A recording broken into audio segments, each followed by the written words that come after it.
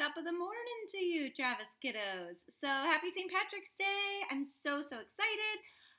Very bummed that we're not celebrating together, but I am celebrating by myself here. So today, this video, I'm going to go over all of our reading stuff for the day. So you can pause and come back to it as you need, or watch the whole thing through, then do the work. Up to you guys how you want to do it.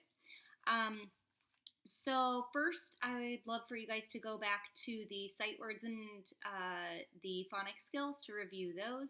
Again, we're working on that ARR sound this week, and we have our sight words this week, which are for, large, none, only, put, and round. So especially focus on those before you get started on anything else. But first things first, you are going to reread A Barn Full of Hats. You find that on Launchpad. When you open up Connect Ed, you click on the read button. It's the little book picture, and it should come right up there. So you can reread that. And if you need some help, the computer might even read it to you. So go ahead and try on your own. Listen along if you need to. Rereading A Barn Full of Hats. At the end of A Barn Full of Hats, on page 130, you can also access this on Launchpad or on Connect Ed.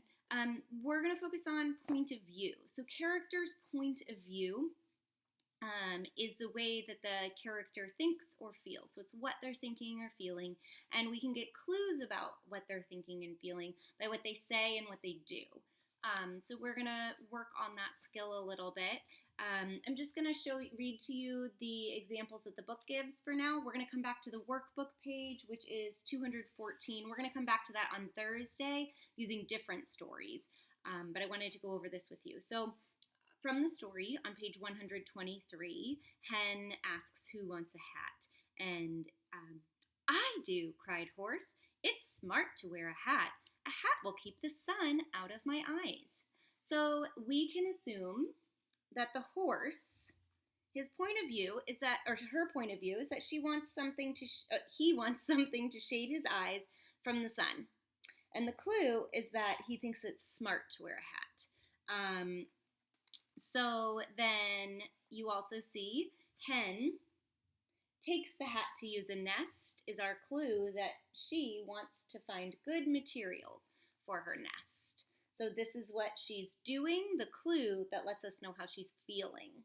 And the cat likes the hat made of thick yarn because the cat wants something to play with.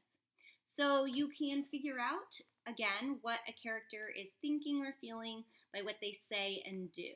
So we're using a little bit of inference there through the context of the story. So the next thing, again, we're going to come back to that in the workbook in a couple of days.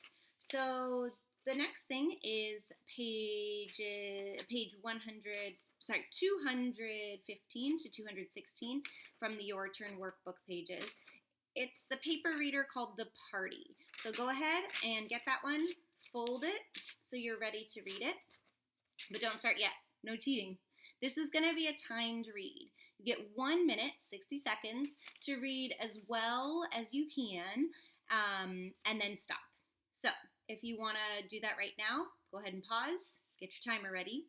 Pause and start reading, and then you can start this video again.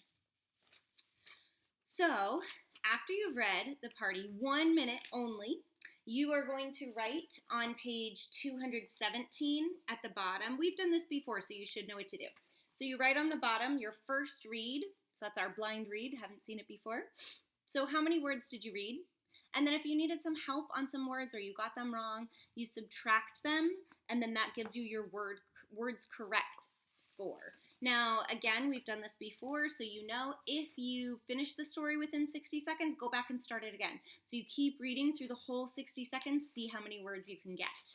After you've done the 60 seconds, or the 1 minute of reading, then you're going to go ahead and read the whole story through again. So maybe you've already finished it, maybe you didn't get all the way through. Either way, read it again all the way through. Okay?